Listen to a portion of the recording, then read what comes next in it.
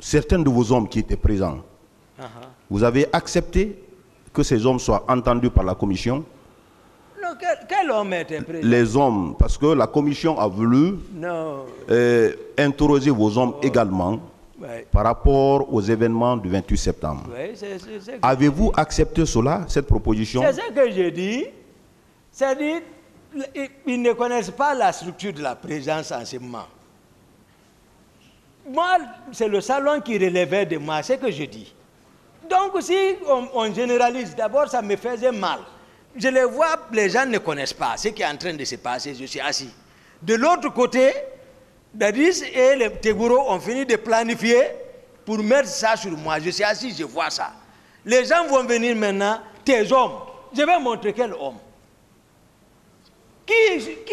D'abord, c'est lui qui, on cherche l'aiguille, l'autre a son pied. Le commandant du régiment a son pied sur l'aiguille. Lui-même, il n'a pas dit qu'il est le commandant du régiment. Ce jour, la date du 28 septembre, vous déclarez tout à l'heure devant ce tribunal que vous avez été au stade pour chercher le président de la République qui est sorti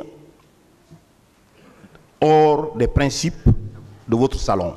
Il est sorti lui-même. Il ne vous a pas informé. C'est ce qui vous a conduit au stade? Alors, quand vous êtes venu au stade, vous l'avez trouvé au stade? Non. Si vous ne l'avez pas trouvé au stade, quelle devrait être votre attitude?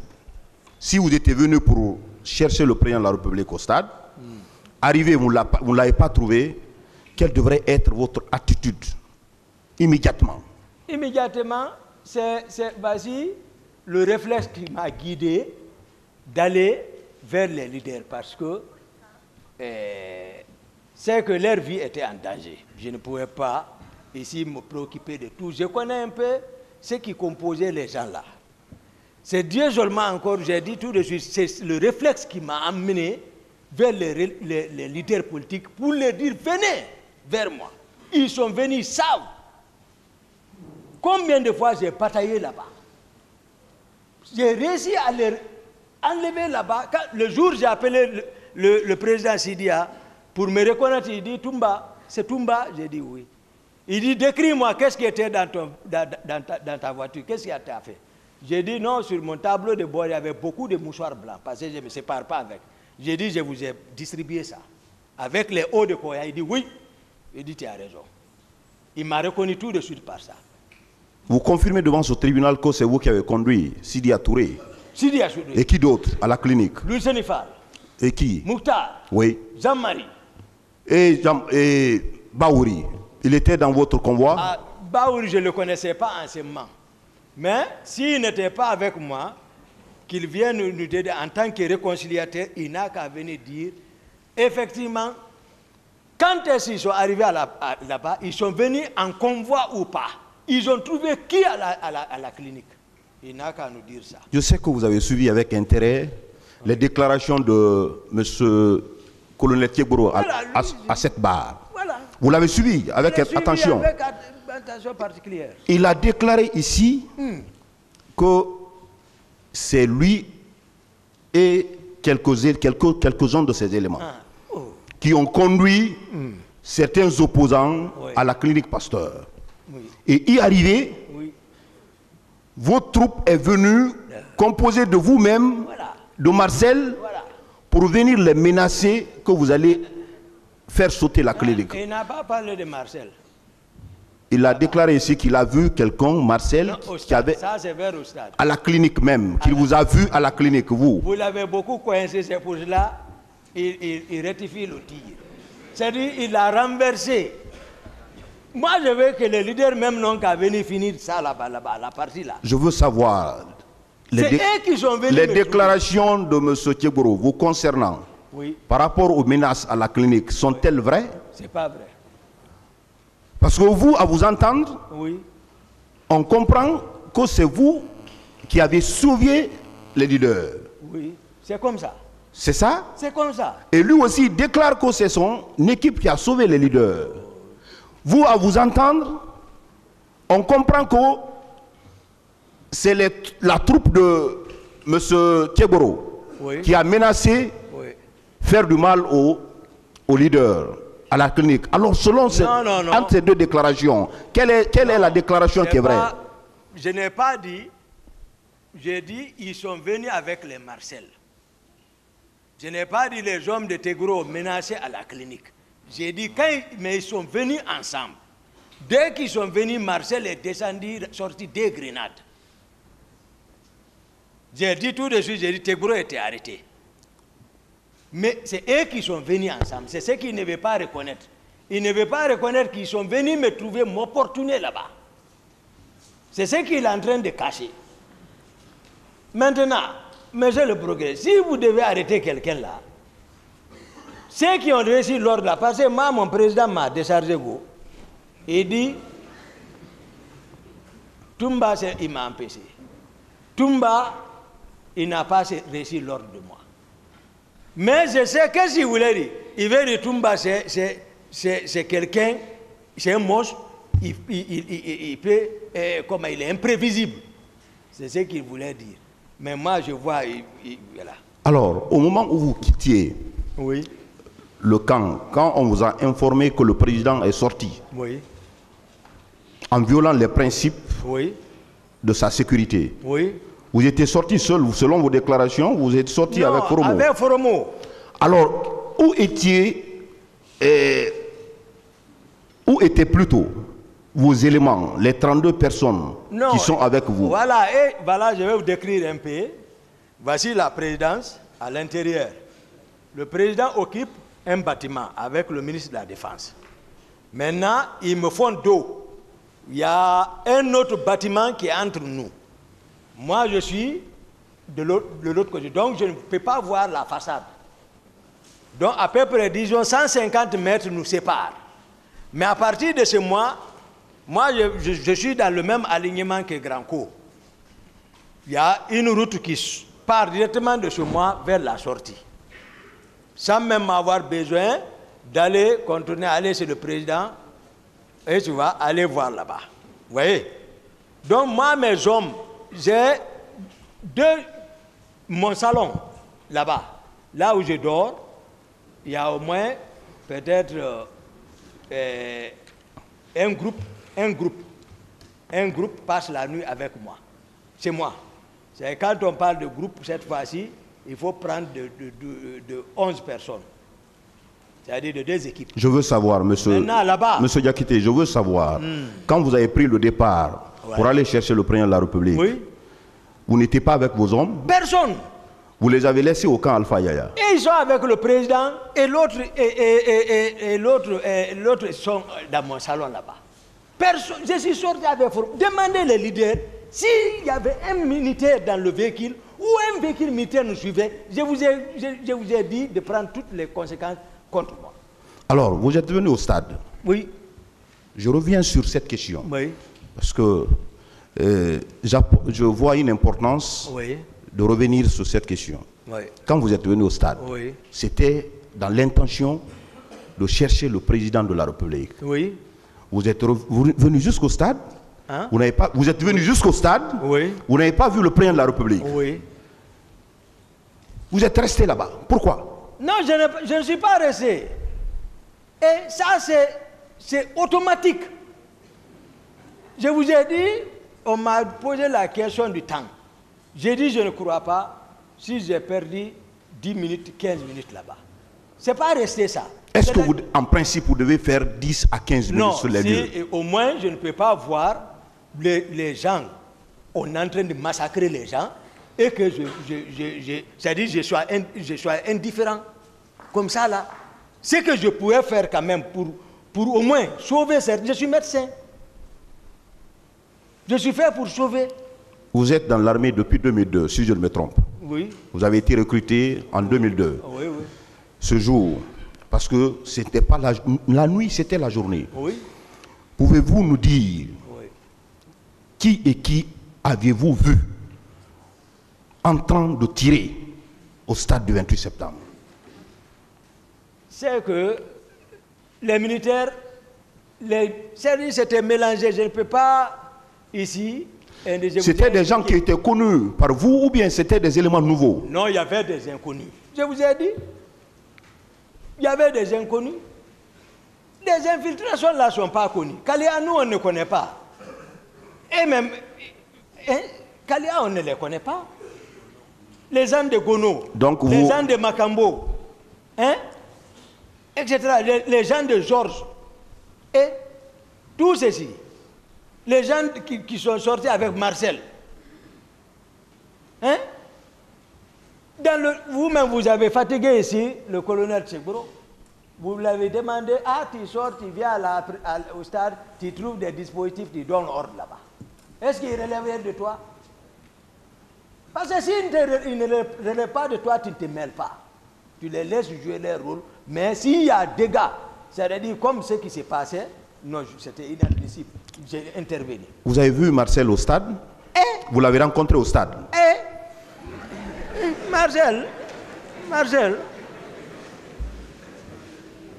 Vous avez, selon vos déclarations, vous êtes venu en secours pour sauver la vie de ces leaders politiques. Non, selon vos déclarations à la barre, que vous êtes venu en secours pour les extirper de la situation, pour les conduire à la clinique. C'est ce que vous avez dit à la barre, n'est-ce pas? Non, on peut dire, je ne suis pas venu. Non, vous êtes venu sur les lieux, vous les avez tirés de ce mal pour les conduire à la clinique. Exactement.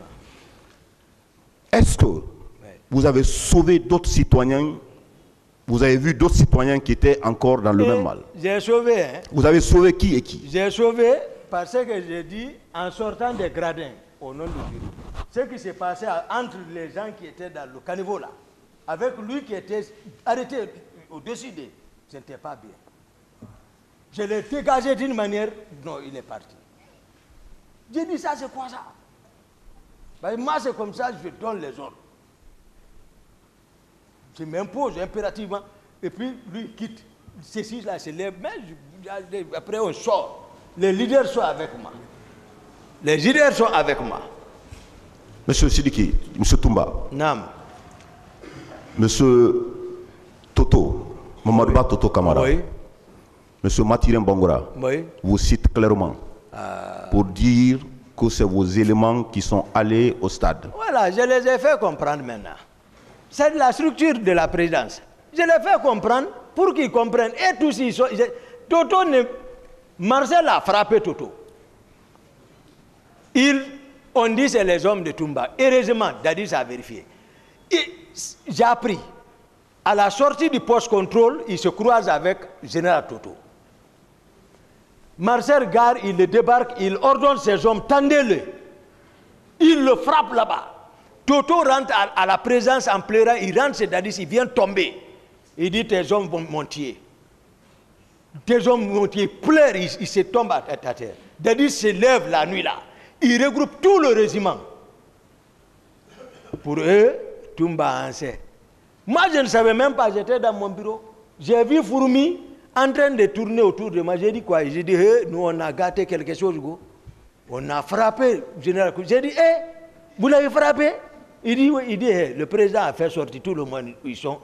Dadis a fait coucher tout le monde à terre, ventre au sol, pour demander excuse à Toto. Moi, je ne suis pas venu. J'ai dit, c'est vous qui savez ce que vous avez gâté, c'est quitter là. Mais le matin, tout le monde dit, les hommes de Toumba. Jusqu'à présent, il y a l'étiquette là sur mon dos. Je le dis ici. Je ne savais même pas ça. Très bien. Vous avez dit quelque chose qui a attiré mon attention. Oui. Suite aux déclarations de Général Toto, Mathurin plutôt, Oui, Mathurin vous a cité clairement pour dire que c'est vos éléments qui sont allés au stade. À la réponse à cette question, vous avez dit que c'est votre grand frère. Oui. Vous partiez même chez lui au bureau pour le voir.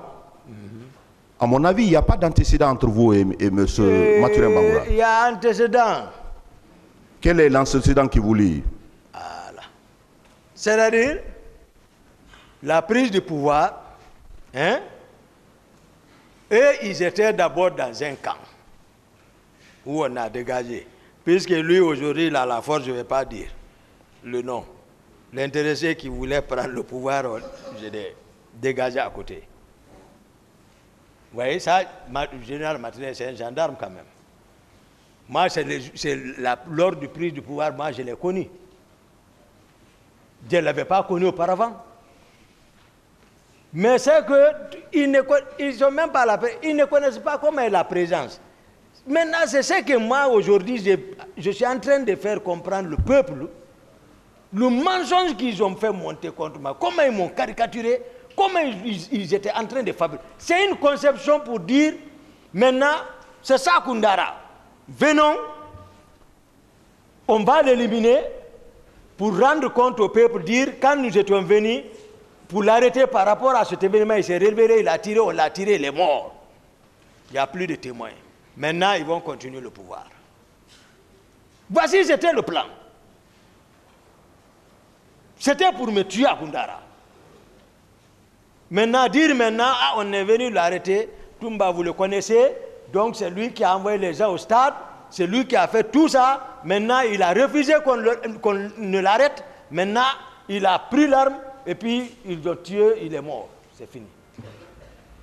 Le 27, vous n'avez pas appris une réunion préparatoire à laquelle les autorités étaient présentes pour parler des événements du 28 septembre, de la manifestation du 28 septembre. Moi, c'est à travers Vous n'avez pas eu cette information? Du tout. Si ce n'est pas le matin qu'on m'a réveillé là, et Dadis a commissionné pour venir m'appeler dans ma chambre, sur l'honneur devant Dieu. J'en ai fini pour l'homme, Monsieur le Président. Devant Dieu. J'en ai fini, je vous remercie.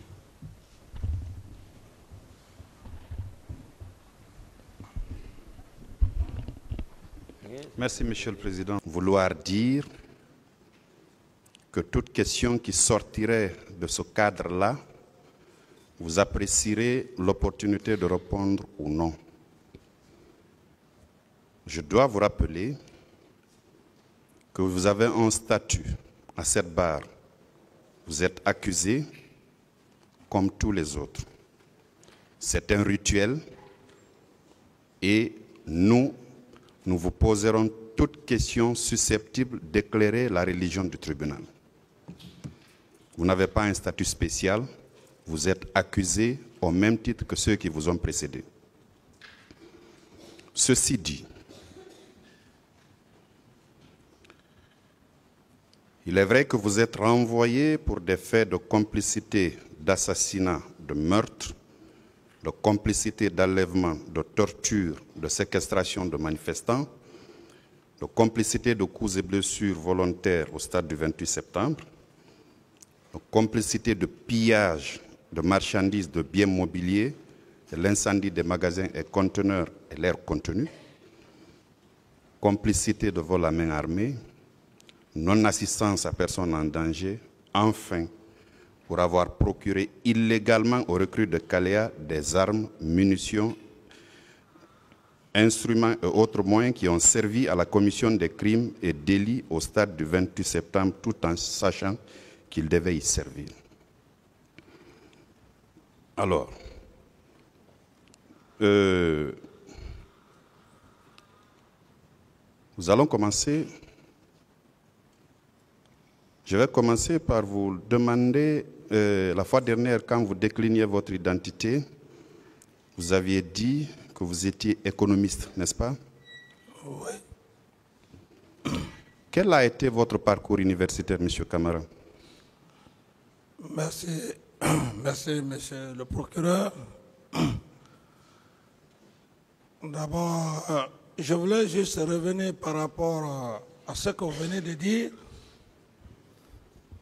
Lorsque vous dites que je n'ai pas un statut particulier, ça me frustre parce que je ne l'ai pas montré devant cet auguste tribunal. J'ai été clair pour dire que je suis un officier d'état-major. Lorsque, monsieur le procureur, vous faites allusion par rapport à votre article même, de l'article 19-20, je ne voudrais pas que ça donne une connotation comme si moi j'ai un statut particulier. Je n'ai pas un statut particulier de chef d'État. je suis là comme un accusé, comme tous les autres, en ma qualité d'officier d'état-major. Je voulais juste cette précision. Vous ne m'avez pas compris. Excusez-moi, Excusez-moi, vous ne m'avez pas compris. Voilà. Ce que j'ai voulu dire, ouais, à l'image de tous les autres qui sont passés avant vous, ouais, qui n'ont pas défini la manière par laquelle nous allons poser de questions, j'ai commencé par vous dire que nous poserons toutes les questions susceptibles d'éclairer la lanterne de la juridiction de jugement. merci, pas de problème, monsieur le procureur. Et que vous êtes accusé au même titre que tous ceux qui vous ont précédé. Parfait, parfait, monsieur. Vous avez compris? Oui, j'ai compris. Oui. Voilà. N'enlevez pas mes expressions de leur cadre. Merci bien. Allons-y. Alors, monsieur le procureur, je ne voudrais pas faire des commentaires sur mon parcours universitaire. Ce n'est pas l'objectif pour lequel je suis là. Ce n'est pas l'objectif pour lequel je suis là. Je vais être très direct. Je ne voudrais pas m'évader. Incorporé au sein des Forces armées en 1990. Faites un effort de parler dans le micro. J'ai dit incorporé au sein des Forces armées en 90, de la 21e promotion. Et je pense que ce parcours est largement suffisant, monsieur le procureur, à ma connaissance. Monsieur Camara. Oui. Ça allait être le second volet de ma question, mais le tout premier, c'est votre parcours universitaire. J'en ai besoin. Si vous n'entendez pas répondre aussi, le tribunal appréciera. Et je continuerai. Bon, c'est ce que j'ai dit, parcours universitaire. Je l'ai dit, je ne vais pas me répéter, monsieur le président. Je continue. Monsieur Camara, oui, je vais répéter encore vos droits pour vous. Vous pouvez dire tout simplement que vous ne voulez pas répondre à cette question, ou bien vous la répondez. Voilà. Bon, la faculté de Bellevue, le premier degré, deuxième degré, Gamal Abdel Nasser. En 84, Gamal Abdel Nasser. Soutenance finie en 87. Soutenance faite. Donc la vie pratique.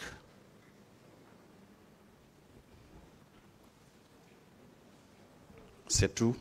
C'est tout, monsieur le procureur. Du premier degré, le second degré, parce qu'à notre temps, le premier degré consistait quoi?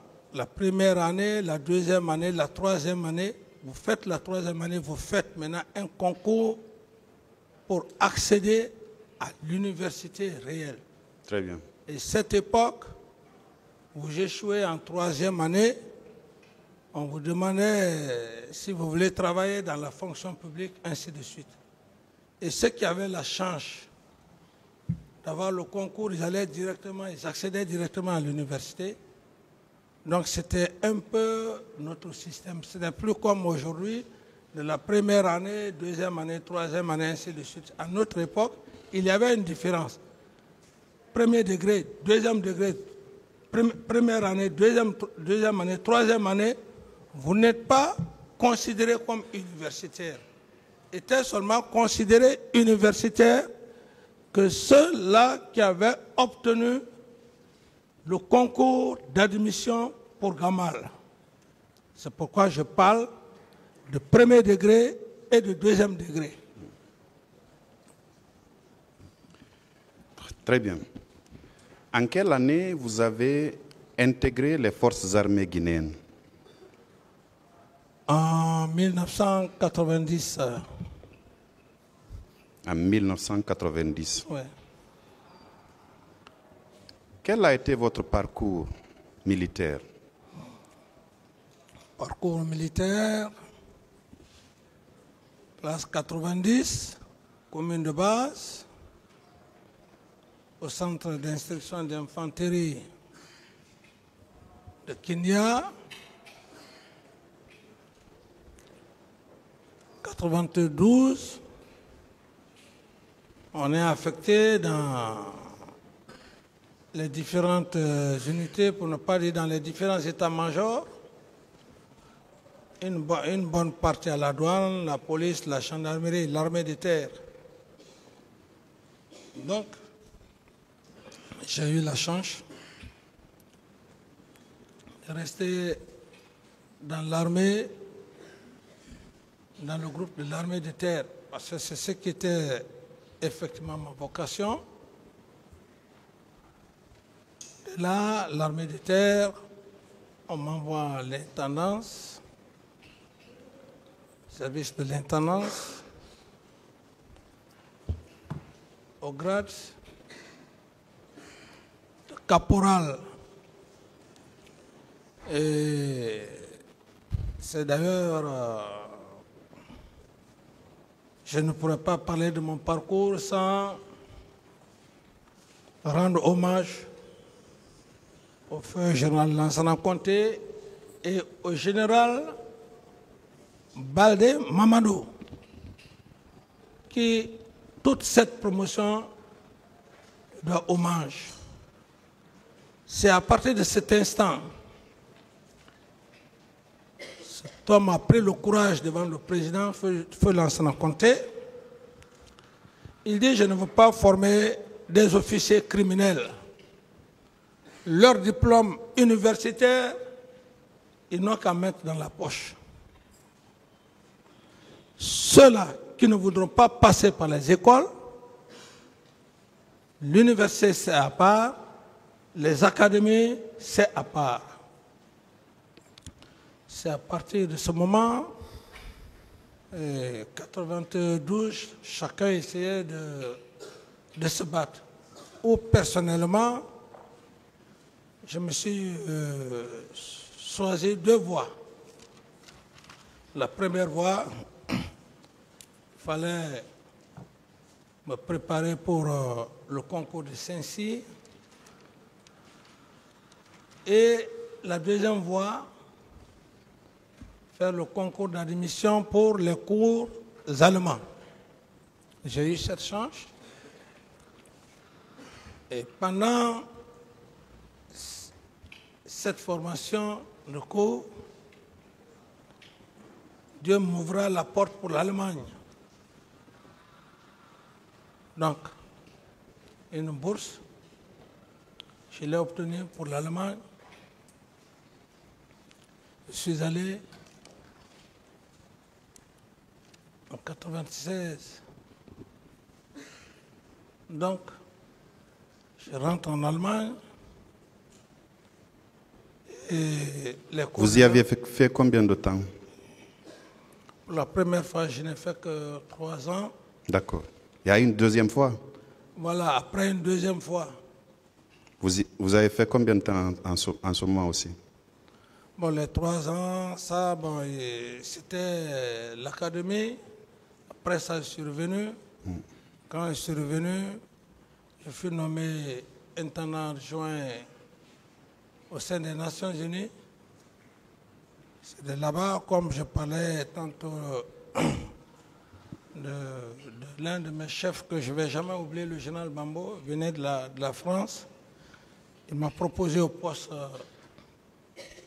de chef de section des essences.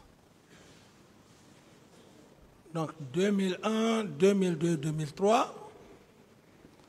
Et j'ai jugé nécessaire de repartir encore en Allemagne pour le cours de capitaine cumulativement à la formation parachutiste. Donc 2000, 2004.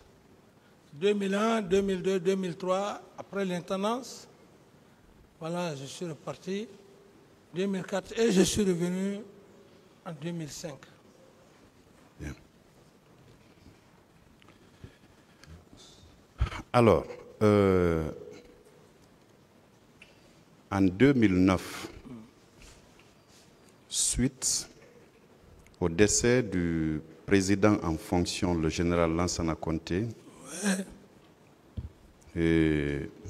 l'armée a décidé de vous porter à la tête d'une structure qu'on appelle le CNDD, n'est-ce pas? Parfait.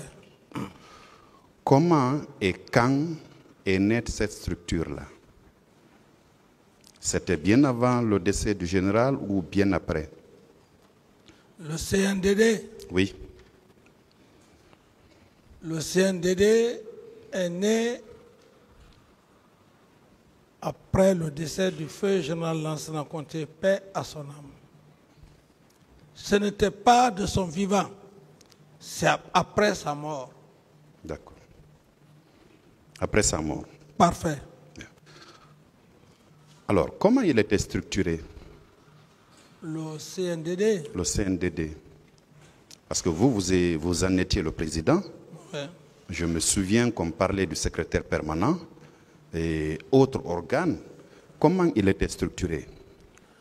Le CNDD, c'est ceux-là qui ont pris le pouvoir.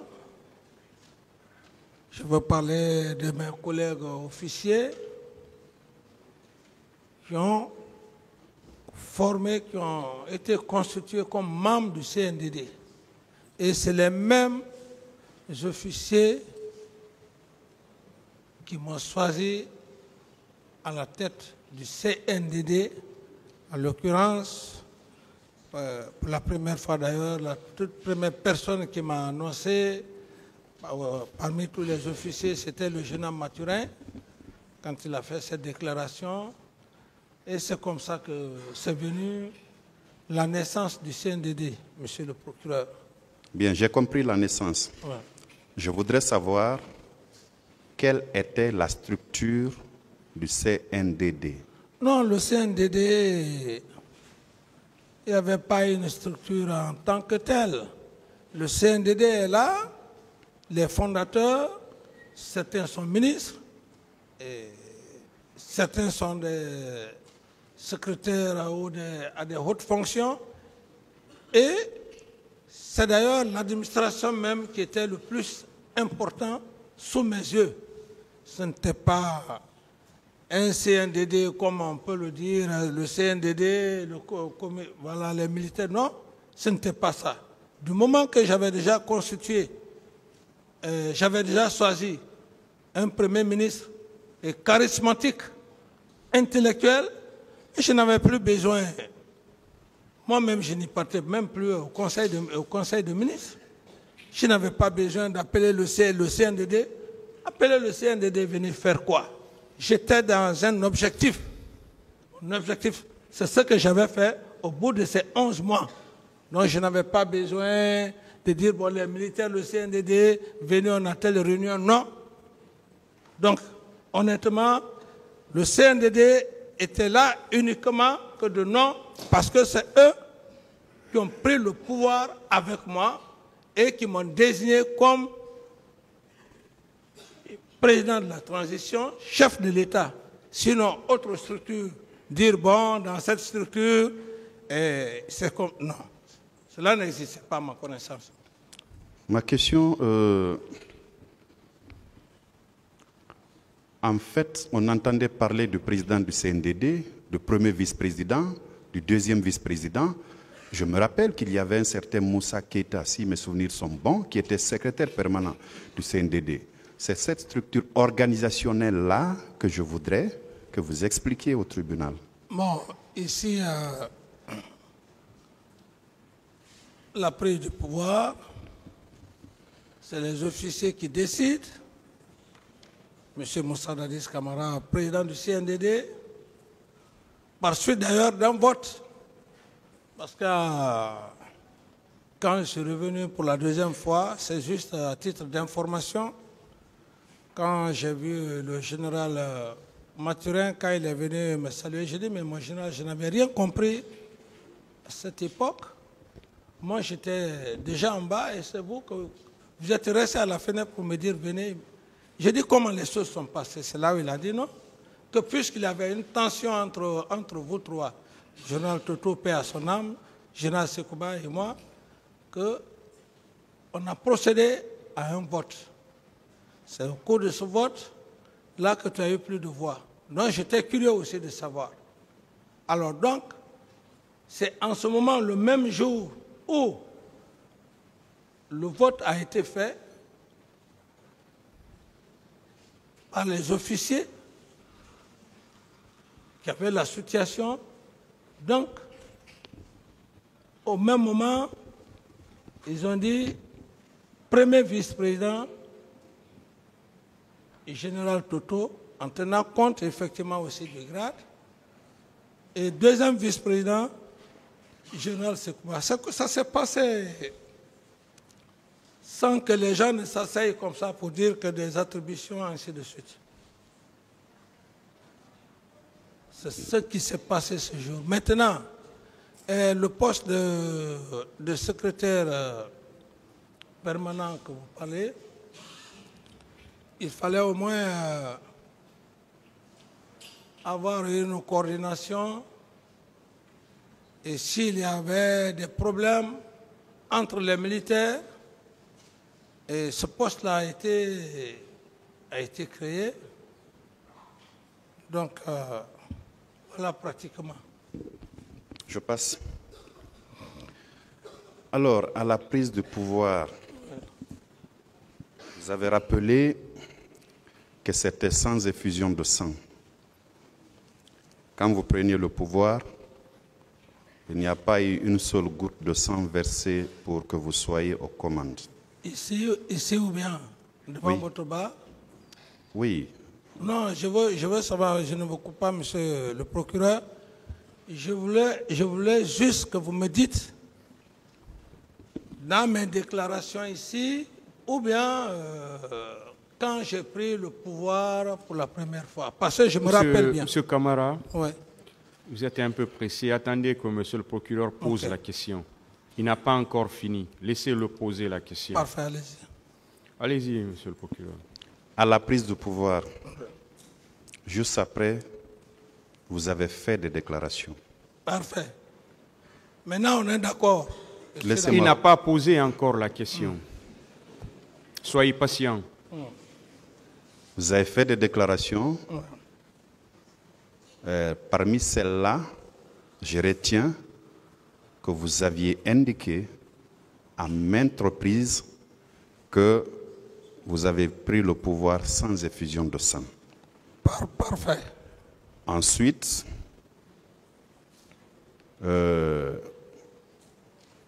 les Guinéens vous ont acclamé. Parfait. Les forces vives de la nation en ont fait autant. Parfait. Les leaders politiques aussi. Parfait. Alors, après tout ça, qu'est-ce qui a envoyé un hiatus entre vous et les forces vives de la nation? Autrement dit, qu'est-ce qui a été la divergence de vue entre vous et les forces vives de la nation pour que celle-là puisse appeler à un meeting? Qu'est-ce qui a envoyé ça? Merci bien, monsieur le procureur. Vous savez, ce sont des questions comme ça que le peuple de Guinée a besoin, monsieur le procureur. Après tout ça, pourquoi il y a eu quiproquo entre moi et les forces vives? Je reviens, monsieur le procureur. Effectivement, et quand j'ai dit à l'époque, pris du pouvoir sans effusion de sang, ce n'est pas moi, c'est Dieu. C'est Dieu, c'est parce que je suis resté longtemps dans le cœur de ces hommes-là. Ils m'ont vu avec le feu général Lansana Conté. Je veux faire cette précision. Pourquoi il n'y a pas d'abord eu effusion de sang? Ce n'était pas ma force. Monsieur le Président. Ce n'est pas la question. Non, je veux aller point par point. Répondez à la question. Voilà. Il y a une Donc, seule question qui vous a été ici, posée. c'est eu égard à ces termes que certains leaders qui étaient là et qui voudraient coûte que coûte, avoir le pouvoir bien avant le feu général Lansana Conté,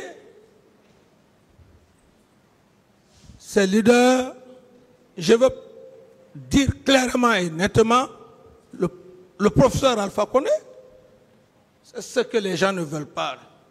Puisqu'ils savaient,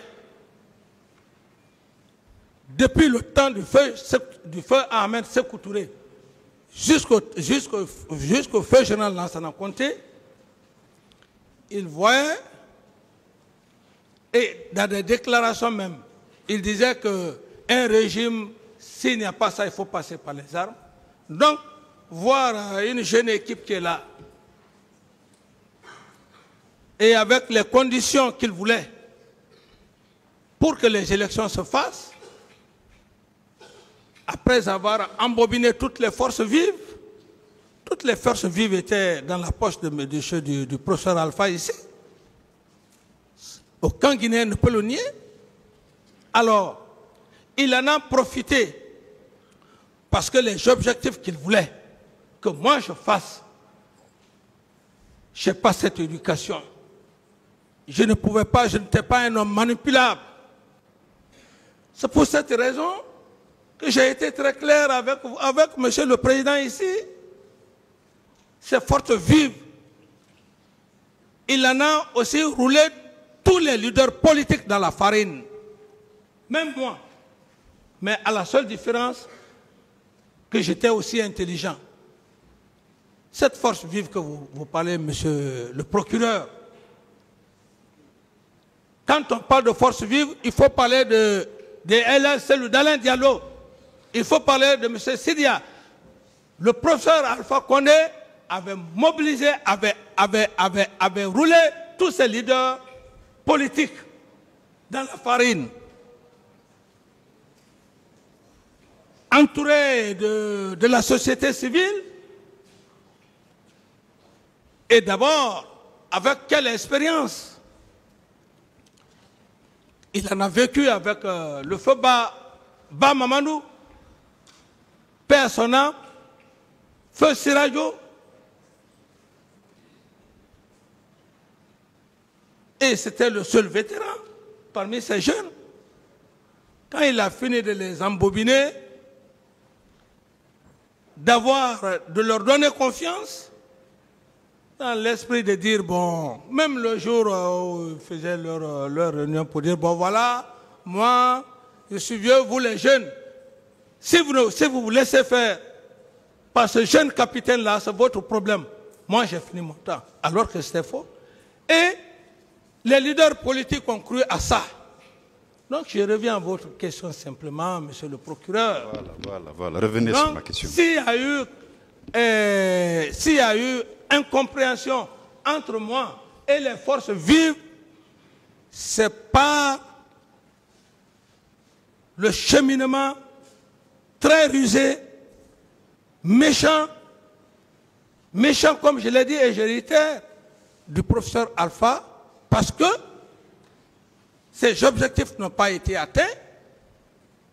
Il voulait que dans mon bureau, que je puisse éliminer les autres leaders, et lui, la voie lui est libre. Il vient, je négocie avec lui, comme Sekouba l'a fait, je lui donne le pouvoir. Très bien. Donc il n'a pas voulu. Voilà. Je suis satisfait. Est-ce que ce n'était pas votre si je veux, je me présente, si je veux, je ne me présente pas, qui a occasionné le malentendu entre vous et les forces vives de la nation? Parce que quand vous avez pris le pouvoir, vous avez dit que vous n'étiez pas intéressé par le pouvoir. Vous aviez dit que vous étiez candidat à aucune élection, aucun membre du CNDD. Et par la suite, le comportement a dû changer selon les forces vives de la nation et vous avez vous-même dit que personne n'est né militaire et que vous êtes citoyen guinéen au même titre que tout le monde. Si vous voulez, vous ôtez la tenue, vous vous présentez à une élection. Si vous voulez, vous ne vous présentez pas. Ne pensez-vous pas que c'est votre volonté d'ôter la tenue pour être candidat qui a amené cette incompréhension-là? Merci bien, monsieur le procureur. La question, ce sont des questions comme ça que j'aime. Honnêtement, c'est pourquoi hier, je n'ai pas voulu vous indexer, monsieur le procureur. Je disais qu'il y a un procureur, c'était bien vous, quand nous étions dans la salle. Monsieur Camara, répondez à la question, s'il vous plaît. La question, elle est simple. Monsieur le procureur, par rapport à votre question, je me mets en faux de tous les esprits propagandistes qui ont tenté après ceci, cela pour dire c'est parce que le président Dadis voulait se présenter aux élections. Monsieur le procureur,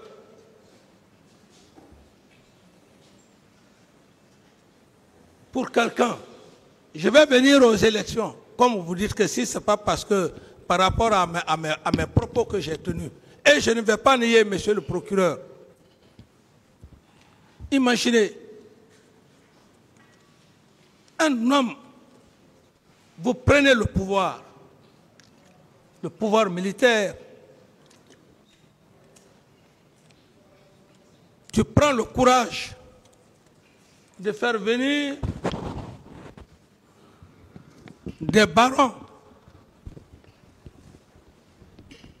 Mais quand j'ai dit que tous les leaders, j'avais suspendu d'ailleurs la Constitution, mais quand j'ai dit à la population que tous les leaders politiques rentraient, certains étaient fâchés, ils m'ont dit attention, j'allais bloquer la Constitution, même le professeur Alpha n'allait pas rentrer, parce que je savais déjà son parcours. Mais c'est un risque que j'ai eu à faire et je ne le regrette pas. Parce que j'étais dans l'esprit qu'il y a la démocratie. Vous envoyez des leaders politiques. Tout le monde les a vus ici au palais. Monsieur le procureur, chacun passait tour à tour de rôle. Et à un moment donné, ces mêmes leaders essayent de vous talonner. Comme si vous n'étiez pas guinéen.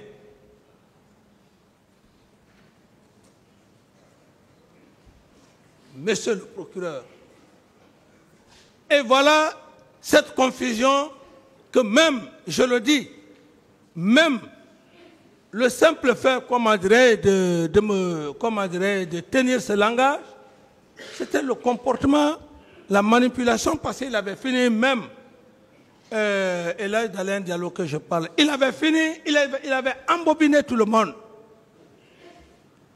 Même si tout le monde a été roulé dans la farine ici, et on fait croire à la société civile, non, Dadis, c'est ceci, c'est là. Même les organisations qu'ils ont eu à faire ici, même la première organisation au stade, mais le professeur Alpha avait des hommes infiltrés. C'est maintenant là que il avait des hommes infiltrés, même au sein de l'armée, même dans mon gouvernement. Donc, la première réception qui s'est tenue au stade, où les jeunes sont venus pour poser ma candidature, Monsieur le Président, publiquement. Mais j'ai compris, j'ai été très réfléchi, je suis allé simplement, j'ai dit, bon, vous avez parlé, je vous ai compris, je vais vous répondre. Monsieur Camara, Monsieur Camara, est-ce que c'est à cause des propos cités par Monsieur le procureur ce n'était pas la cause, qui a eu rupture entre vous et les forces vives? Ce n'était pas la cause, Monsieur le Président, ce n'était pas la cause. Monsieur le procureur, d'autres questions. C'est bon. La cause, elle est... Je continue mon interrogatoire, Monsieur Camara. Alors, puisqu'il y a eu incompréhension entre vous, les forces vives ont estimé qu'il fallait tenir un meeting pour protester énergiquement contre une éventuelle candidature du capitaine Moussa Dadis Camara. Ils se sont entendus sur une date et sur une heure. Bien entendu, sur un endroit également. Ils se sont convenus en réunion politique, parce que c'est une décision politique, je le rappelle. Ils se sont entendus sur la date du 28 septembre 2009. Et le cadre qu'ils ont choisi, c'est le stade du même nom. À quel moment vous avez été informé que les leaders politiques réunis sous la bannière de Forces vives de la nation ont décidé d'organiser un meeting? À quel moment vous l'avez appris? Je l'avais appris bien avant que je ne voyage. Bien avant que vous ne voyagiez? Parfait. Et ça, c'était à quelle date votre voyage, monsieur? Mon voyage, c'était le 26. 26 septembre. 26. Et c'est pour cette raison, la date fixée du 28 ne concordant pas à ce que je voulais l'importance du 28 septembre qui révèle le caractère, c'est en ce moment où les leaders, les religieux et les 4 communautés régionales ont essayé de jouer leur rôle pour le report de la manifestation du 28. Très bien, vous l'avez expliqué tantôt. Vous avez dit, ma question, vous l'avez répondu, c'était le 26. Oui. Alors, l'ayant appris le 26, par qui vous avez été informé? Ou bien c'est un courrier qu'on a fait pour vous informer officiellement que ce meeting-là allait se tenir? Par qui vous l'avez appris? Non, ici, monsieur le procureur, il ne faut pas mettre l'anathème sur qui que ce soit. Et j'avais aussi un service de renseignement. C'est par vos services de renseignement que vous avez appris, le 26, que les leaders politiques envisageaient un meeting pour le 28 septembre. Effectivement, oui. Bien. Alors, quand vous l'avez appris, c'était dans la matinée du 26 ou bien c'est dans la nuit que vous l'avez appris? Non, c'était pas dans la nuit. C'était au courant de la journée. Parfait. Parce que avant même que je ne voyage, j'étais déjà informé. C'était pas dans la nuit.